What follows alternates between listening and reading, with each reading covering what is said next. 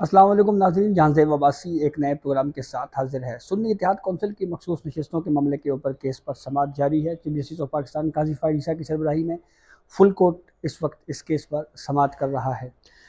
इस केस में पाकिस्तान तहरीक इंसाफ की जानिब से केस में फ़रीक बनने के लिए भी एक दरख्वास्त जमा करवा रखी है, जिसके ऊपर अभी डिस्कशन नहीं हुई। लेकिन इस अब तक की कोर्ट प्रोसीडिंग के दौरान सुप्रीम कोर्ट के जजेस की जानिब से वो सवालात पूछे जा रहे हैं जो दरअसल सुन्नी इत्तेहाद कौंसिल का केस ही नहीं है। और यही बात आज इलेक्शन कमीशन के वकील सिकंदर बशीर मेमन साहब ने सुप्रीम कोर्ट को क्यों बताई, आज की इस वीडियो में इसके ऊपर डिस्कशन करेंगे। आपसे एक रिक्वेस्ट है कि हमारा चैनल सब्सक्राइब कर लें ताकि हर नई आने वाली वीडियो या अपडेट जो है वो आपको बर वक्त मिल सके। तो आज की कोर्ट प्रोसीडिंग के जब आगाज़ हुआ तो सुन्नी इत्तेहाद कौंसिल के वकील जो हैं वो अपने आर्गूमेंट्स मुकम्मल कर चुके हैं। कंवल जोसेफ के वकील सुलेमान अकरम राजा जो हैं वो भी अपने आर्गूमेंट्स मुकम्मल कर चुके हैं। इलेक्शन कमीशन के वकील के जो आर्गूमेंट्स हैं वो इस वक्त हतमी मरहले में दाखिल हो चुके हैं और अब तकरीबन फ़ाइनल दलाइल जो हैं वो इलेक्शन कमीशन के वकील की जानिब से इस केस में दिए जा रहे हैं।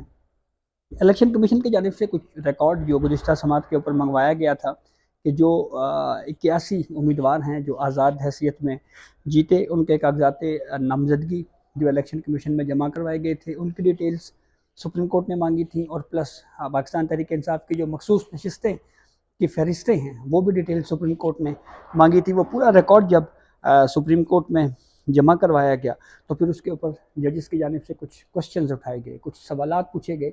वो सवालात क्या थे और फिर उसके बाद जवाब क्या दिया गया इलेक्शन कमीशन के वकील की जानिब से, वो बड़ा इंटरेस्टिंग पहलू है।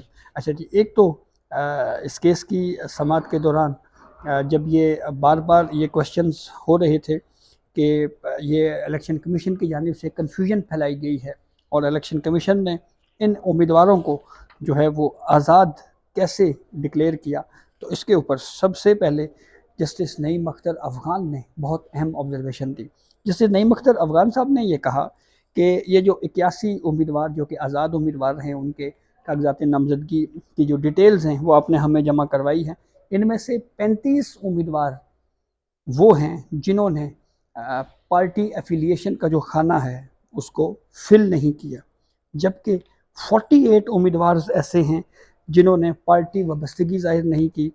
और इसमें कुछ ऐसे उम्मीदवार भी हैं जो 65 की फ़िगर बताई गई जो मजमूई तौर के ऊपर जिन्होंने पार्टी सर्टिफिकेट्स जो हैं वो ज़ाहिर नहीं किए। तो इसके ऊपर फिर इसके बाद फिर जस्टिस नईम अख्तर अफ़गान ने ये कहा कि पीटीआई उम्मीदवारों का रवैया ही गैर संजीदा था और इस गैर संजीदा रवैये की वजह से कन्फ्यूजन फैली है। तो इसके ऊपर जो है वो जस्टिस जमाल खान मंदोखेल ने ये ऑब्जर्वेशन दी। उन्होंने ये कहा कि मेरे ख्याल में हतमी तारीख के बाद कागजात नामजदगी को वापस नहीं लिया जा सकता।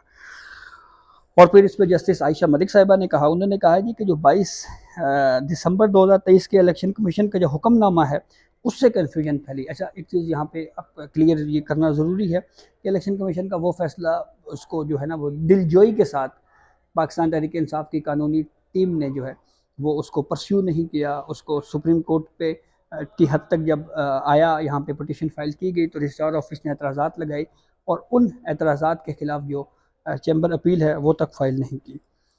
तो जब ये बात हो रही थी कि ये कन्फ्यूजन फैल रही थी, उम्मीदवार जो हैं वो कंफ्यूज थे, तो इसके ऊपर इलेक्शन कमीशन के वकील को आखिर ये कहना पड़ा कि बतौर इलेक्शन कमीशन ये मेरा काम नहीं है कि मैं उम्मीदवारों को लीगल राय दूं या कानूनी राय उनको दूं, ये इलेक्शन कमीशन का काम नहीं है।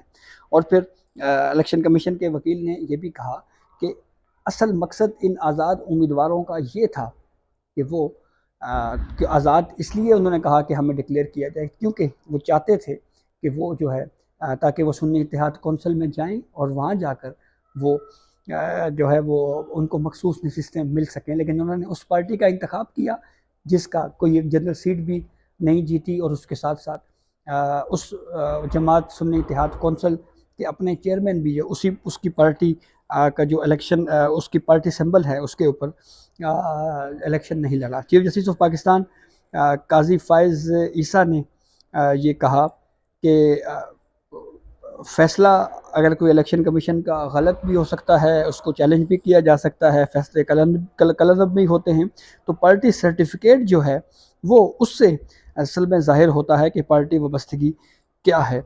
और फिर इस मामले के ऊपर चीफ जस्टिस ऑफ पाकिस्तान काजी फ़ाइज़ ईसा ने उसके ऊपर फिर इलेक्शन कमीशन के वकील सिकंदर बशीर मेमन साहब ने सुप्रीम कोर्ट को ये बताया कि ये जो असल केस सुप्रीम कोर्ट के सामने है, ये पेशावर हाई कोर्ट के 5 रुकनी बेंच के फैसले के खिलाफ यहाँ पे अपील आई हुई है। और सुप्रीम कोर्ट ऑफ पाकिस्तान के सामने जो प्लीडिंग है, जो प्रोसीडिंग है, वो दरअसल पेशावर हाई कोर्ट के फैसले के खिलाफ है। और सुप्रीम कोर्ट को सिर्फ उस अपील की हद तक ही इस केस को देखना चाहिए। लेकिन इस पे जस्टिस मंसूर अली शाह ने कहा कि ये अपनी नोयत का पहला केस है, इसलिए हम इस आइन की तशरीह के तनाजुर में जो है वो इस केस को जो है वो देख रहे हैं।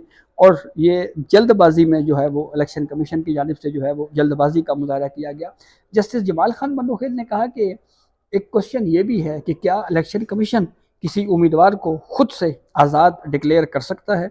जस्टिस अतर मिनल्ला ने फिर कहा जी कि एक बड़ी सियासी जमात इलेक्शन प्रोसेस में थी और सुप्रीम कोर्ट के फैसले की वजह से उसकी गलत तशरीह हुई। तो जब ये बार बार ये डिस्कशन या ये क्वेश्चंस की सूरत में ये बातें की जा रही थी कि इन उम्मीदवारों को आज़ाद गलत डिक्लेयर किया गया, और फिर बिलखसूस जस्टिस मंसूर अली शाह ने जब ये कहा कि लगता है जो है वो ये सब कुछ जो है वो बहुत तेज़ी से किया गया, तो इस पर इलेक्शन कमीशन के वकील ने कहा कि असल में ये आरओ के पास जाके इन उम्मीदवारान ने जो है ओथ के ऊपर ये स्टेटमेंट दी थी कि हमारी हैसियत जो है वो एज आज़ाद डिक्लेयर किया जाए। तो फिर इसके ऊपर जब नॉमिनेशंस पेपर्स पे बात हो रही थी, बहुत ज़्यादा डिस्कशन क्वेश्चंस इस मामले के ऊपर हो रहे थे कि सुप्रीम कोर्ट की जानिब से जो फैसला दिया गया था इंट्रा पार्टी इलेक्शन के हवाले से, उस मामले को जो है वो गलत अंदाज में जो है वो ट्रीट की गई है। तो इस मामले के ऊपर फिर जब ये बार बार ये बात की जा रही थी कि इन उम्मीदवारों को आज़ाद गलत डिक्लेयर किया गया, तो उस पर फिर इलेक्शन कमीशन के वकील ने आखिरकार ये जवाब दिया। इलेक्शन कमीशन के वकील ने ये कहा कि इस सुप्रीम कोर्ट के जजेस वो क्वेश्चंस पूछ रहे हैं जो सुन्नी इत्तेहाद कौंसिल का केस ही नहीं है।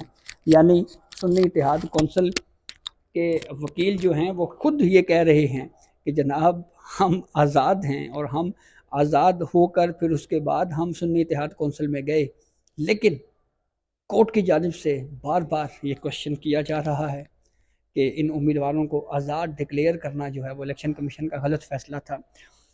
हत्ता कि जो इलेक्शन कमीशन का वो फ़ैसला है वो सुप्रीम कोर्ट के इस फुल कोर्ट के सामने चैलेंज भी नहीं है।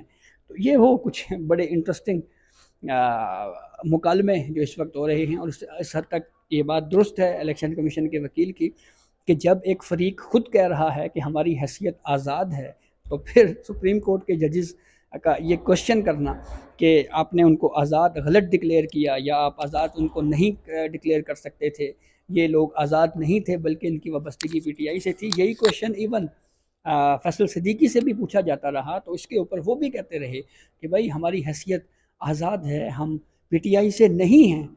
लेकिन जजेस की जानिब से तो कहा जा रहा है कि जी इनको आज़ाद ही गलत डिक्लेयर किया गया, और वो फ़ैसला जो सुप्रीम कोर्ट में इस वक्त अंडर चैलेंज नहीं है उसके ऊपर भी डिस्कशन हो रही है। तो देखें लेट्स सी ये केस आज कंक्लूड होता है या नहीं। तो ये अब तक की अपडेट थी जिसे हमने आपको आगाह किया। बहुत शुक्रिया।